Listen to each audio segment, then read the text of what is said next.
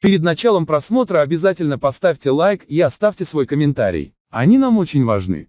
Представитель талибов туркменскому посольству в Кабуле ничего не угрожает. Посольству Туркменистана в Кабуле не грозит никакая опасность, заявило движение «Талибан», запрещено в России и ряде других стран, опровергнув информацию о том, что возле посольства были задержаны 2 гражданина Пакистана, готовившие теракт. Соответствующее заявление опубликовано в субботу на странице представителя талибов Забихулы Муджахида в Твиттер. Сообщение некоторых СМИ о том, что 26 августа 2 пакистанцев, которые якобы готовили теракт в отношении посольства Туркменистана, были задержаны возле здания этой дипмиссии, не соответствует действительности. Ничего подобного не происходило, туркменскому посольству не угрожает никакой опасности, написал представитель талибов. Ранее зарубежные СМИ сообщили о том, что 26 августа талибы задержали 2 граждан Пакистана с самодельным взрывным устройством у здания нашей дипмиссии. Как уточнялось, подозреваемые были задержаны сразу после произошедшего в четверг теракта возле здания аэропорта Кабула. В результате этой атаки,